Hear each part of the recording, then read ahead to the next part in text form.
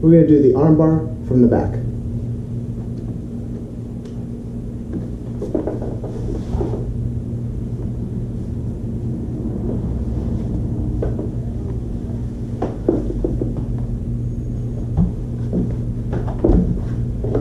Okay, we start with seatbelt grip, one arm over, one arm under, and we clasp together, head on one side, overarm on the other. We're going to fall to a hip and shoulder, so we're going to fall on the underarm side this time. Okay, so we fall, and as I start to fall, I'm going to grab the bottom wrist, bottom hand, with my own hand, and I keep my bottom hook high. This way. Make sure my head is in the way so she cannot pummel her head towards the ground.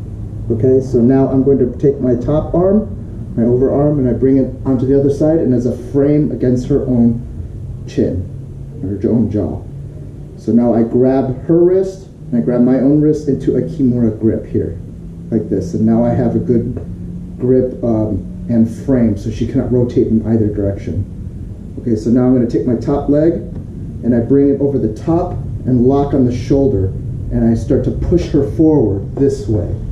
Okay, if you're flexible, you can already bring your top leg over as a cross face. But if you are not flexible, we can start to push her down to give the room to now bring this cross face leg over, and now I straighten the arm. When I straighten the arm, I want it along the ridge of my hip, okay? If it's the left arm, it's the left hip. If it's the right arm, it's the right hip, okay? So now I can start to pitch my knees together, back heel my feet, and I'll bump my hips, and I start to pull down on the arm, on the wrist here. We want to make sure the thumb faces the sky so she cannot rotate out.